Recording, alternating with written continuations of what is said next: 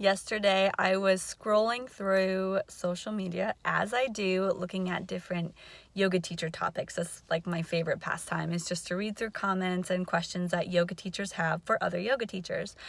And one in particular stood out, and I read all of the comments, all of the 115 comments, and I just have a little bit of an opinion about it as well, because I disagreed with most people.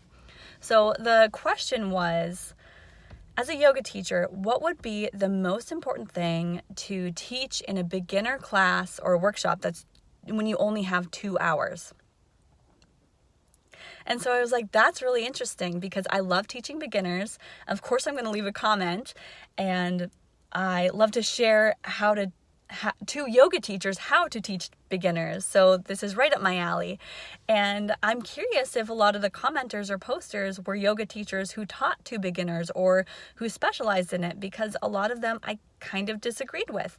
So here's what most of the comments said. Most of them, a majority I would say, said the most important thing is to teach people how to breathe. Okay, that's understandable. Teach them breath work. Of course, you're going to cover breath within a yoga workshop of any kind.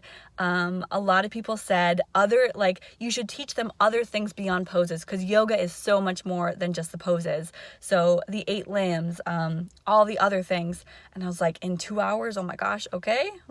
If you can do that, good luck. Some people said like alignment, basic alignment and poses. Some said they include sun salutations. Some say there's just like a few basic poses. And my advice, and I only saw one person actually say something similar, was that you have to, in a beginner workshop, if you only have like a couple hours, is that you get people comfortable with being there in general.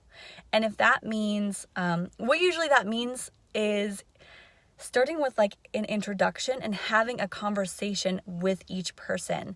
And that can be within the class. So please limit your number of beginner students so that they feel comfortable and special and like you see them. Students want to be seen, even though a lot of beginners will go to the back. They want to know that they are in a safe place, that they are comfortable, that their fears are dissipated. So have a conversation with them, asking them what their goals are, what they hope to get from this class, and then base your teaching on that. I used to teach a beginner workshop or a beginner class actually every other week at the yoga studio I used to teach for. And in that, I would run them through some basic stuff, sure, but the first 10-15 minutes was really having a conversation. And then I would recommend further learning for them. So I would recommend for that studio, because I was an employee, I would recommend different teachers and classes within that studio. If I were doing this on my own, I would definitely recommend or suggest further learning for them. So in a beginner workshop or a class of really any kind, yoga or otherwise, you need to provide some information on how to further your practice, how to further your knowledge, how to get deeper than just this one class. So even within this, yes, again, you'll be teaching some poses, very basic. You'll be teaching some breath work, some yoga type stuff, but have I don't want to say a sales pitch, but a call to action on what their next steps are. Because it's unlikely that if you attend a beginner class that you'll know what to do afterwards. Like all of a sudden you have all this information and you're going to start breathing correctly and doing all these poses every single day on your own. It's not going to happen. So my biggest suggestion for those of you teaching new yoga students is, number 1, make them feel comfortable so you know what they're looking for, you know what their goals are, and make them comfortable, make sure they're having fun, and also lead them to another place. Like tell them their next steps. Yes, tell them their next steps of where they should go. Is it the next workshop with you? Is it your classes? Is it someone else's classes? Is it a series you're doing? Like, what's the next thing they have to do? So important, because a beginner workshop, beginner class is really just that tip introduction, very simple introduction. And it's so easy for us yoga teachers who are passionate about what we teach and all this really cool life-changing information. It's really easy for us to overwhelm people. Word vomit.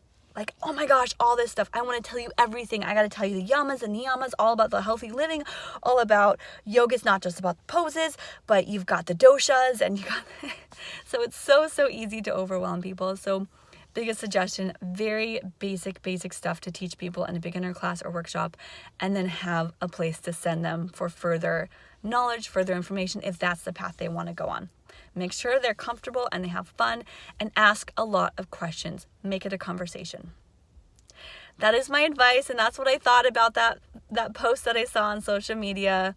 I hope that the people that were sending comments to that have taught a lot of beginners, because then it would be good advice. But remember also, when you're taking advice from anyone, this is my best tip of advice and the best advice I've ever gotten, is if you're asking for advice or taking advice, look at the person who's giving it to you. And if they are where you want to be, or if they have experience in the thing that you're asking advice about, then yes, you should take their advice or think about taking their advice. If they don't have any experience with it, no need to listen to them. So take a look at who's giving you advice. I'm off to do a workout right now, and I can't wait to see you in my beginner course, my online beginner course, the Confident Yogi, that launched recently. It's the Confident Yogi - a beginner course. Yes, that's what it's called. And it's all about helping you feel comfortable with your yoga practice and teaching you beyond just the poses. You'll get the poses, but you'll also get a little bit more. So that is my little call to action, my next steps for you. If you are watching this video, it would be great if you wanted to check out, for further learning, theconfidentyogi.com for more about that course and all those offerings that I have for you. So I can't wait to see you there. If you want to learn more about me and my teaching, if you're in the Kitsap County area of Washington State, I'm at ashesyoga.com. Bye.